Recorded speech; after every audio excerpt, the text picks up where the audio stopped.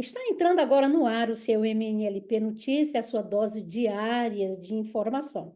Eu todos os dias trago aqui para você um resumo dos principais assuntos veiculados na imprensa internacional. Eu sou Rijarda Aristóteles, presidente do Clube Mulheres de Negócios em Língua Portuguesa, e hoje, 12 de setembro de 2024, você vai ter acesso às seguintes notícias. IRC muito mais caro para as multinacionais aqui em Portugal. O governo resolve trocar o presidente do IAPMEI. Na China, os desafios de fazer negócios superam em muitos benefícios, diz relatório da União Europeia. Também, ainda na Europa, a Alemanha continua de uma maneira muito mais assertiva com os controles terrestres. Trago também o confronto sino-canadiano, que continua em alta. E também, para encerrar nossas notícias de hoje, eu trago para você o porquê que o Brasil está questionando a União Europeia. Então, sejam todas e todos muito bem-vindos nesse nosso jornal de hoje, 12 de setembro de 2024. Se você acha importante partilhar conhecimento de qualidade, não se acanhe, partilhe. Partilhe esse nosso canal, esse nosso programa, tanto no YouTube quanto no Spotify. Vamos fazer uma grande corrente de informação de qualidade toda manhã? É este o meu convite para você. Então, vamos começar hoje trazendo aqui de Portugal, que o governo acaba de aprovar, ou seja, ontem, quarta-feira, em Conselho de Ministros, um regime especial para as multinacionais que operam no país, que passam a ter uma taxa mínima de 15% de imposto de renda. A medida, que é uma diretiva da União Europeia, visa acelerar o crescimento da economia.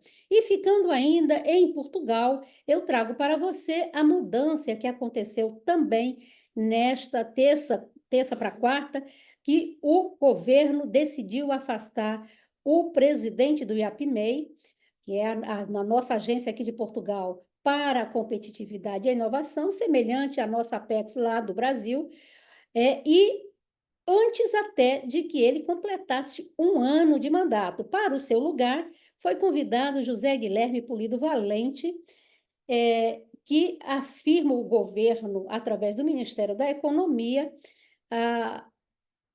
pode ser que com ele se inicie uma nova fase dentro do IAPMEI. Uma fase onde o Instituto seja mais focado na necessidade de melhorar o nível dos serviços com as empresas, a eficiência da instituição, bem como a celeridade na avaliação e resposta aos programas de incentivo em curso. Gente, isso é muito interessante, e você que mora aqui em Portugal, se inscreva no IAPMEI, comece a participar, que o Instituto é muito interessante e vale muito a pena. E vamos esperar que realmente aconteça isso, porque andou, de fato, um pouco sumido o IAPMEI aí do dia a dia das empresas também. E na China, os desafios de fazer negócios, como eu disse, e superam em muitos benefícios, diz aí o porta-voz da União Europeia, por meio da Câmara do Comércio da União. O relatório 24/25 afirma que muitos investidores estão a enfrentar uma realidade de que a sua abordagem ao mercado chinês exige um novo repensar das suas estratégias. E por que isso? Porque o principal é que as empresas europeias na China têm de enfrentar concorrentes chineses que são subsidiados pelo governo, um ambiente empresarial altamente politizado, isso diz a nota, centrado na segurança nacional e na autossuficiência e nas barreiras perpétuas para acesso ao mercado. Então, isso daí, de acordo com esta nota, diz que as empresas elas atingiram um ponto de viragem, porque os desafios de fazer negócio na China estão a começar a superar em muito os benefícios. Então, fica aí a dica e para você ler a matéria completa nos jornais aí que nós deixamos. E da Alemanha, diz que desde o dia 16 de setembro estão muito mais rigorosos com a entrada no território alemão.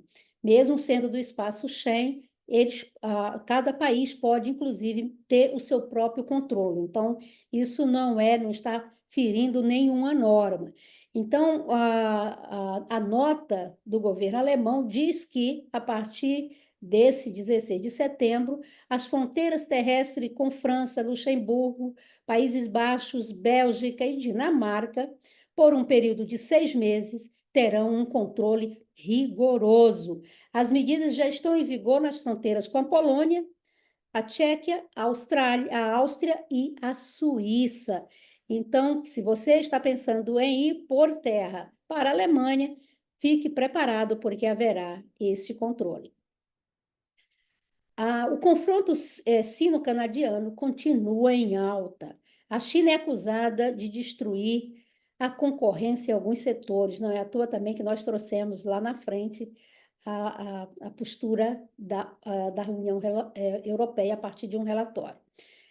Como a área eólica, os painéis solares e baterias, pelo governo do Canadá, que anunciou nesta terça-feira que tenciona aplicar mais taxas sobre os produtos minerais críticos, baterias, produtos de energia solar e semicondutores chineses, o que pode suscitar novas represálias da parte de Pequim. Essa briga aí tem muito caminho ainda para correr, não é? O governo de Ottawa lançou agora uma nova consulta pública para recolher a opinião da indústria quanto à aplicação destas sobretaxas a estes produtos que eu falei.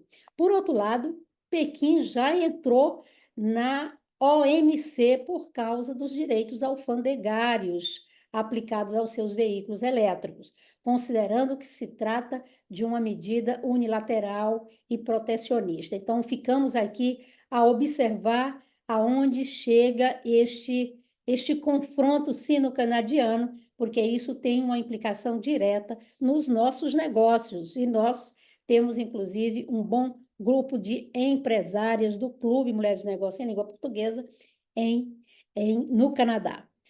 E para encerrar o nosso encontro de hoje, eu trago a notícia do Brasil. O Brasil questiona a União Europeia sobre o EUDR. O EUDR é o Regulamento para Produtos Livres de Desmatamento da União Europeia.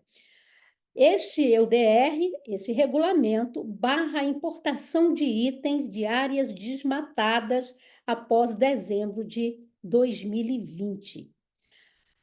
O que é que acontece? O Brasil vai ser extremamente prejudicado com este regulamento. Por quê? As importações para a União Europeia de café, soja, madeira, cacau, óleo de palma, entre outros, e borracha, não tem muito jeito. O Brasil responde com mais de 30% desses produtos, dessas exportações para a União Europeia.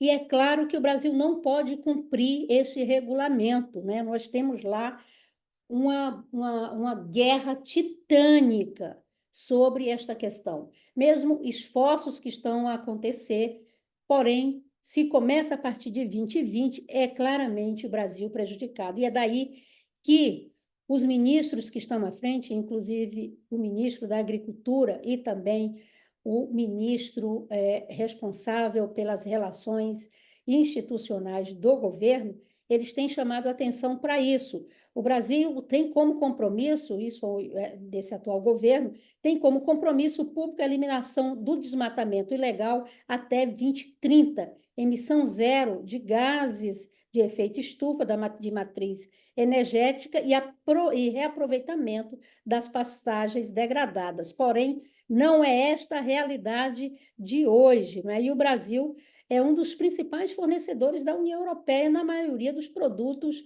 que são originados e que serão afetados por este regulamento. Agora vamos entender e vamos esperar para ver como é que isso pode ser equacionado, porque deve haver sempre um estudo caso a caso, gente, uma regra, principalmente nesta questão que ainda é muito nova na economia, embora seja absolutamente justa, deve ser visto caso a caso. Então, essa é a nossa dica, e eu espero que você tenha gostado desse nosso encontro, dessas notícias trazidas, e se fez sentido para você, não se faça de rogada, espalha, divulga, divide isso que nós fazemos sempre com muito carinho para você. Nos encontramos então amanhã, aqui neste mesmo horário e nesta mesma plataforma.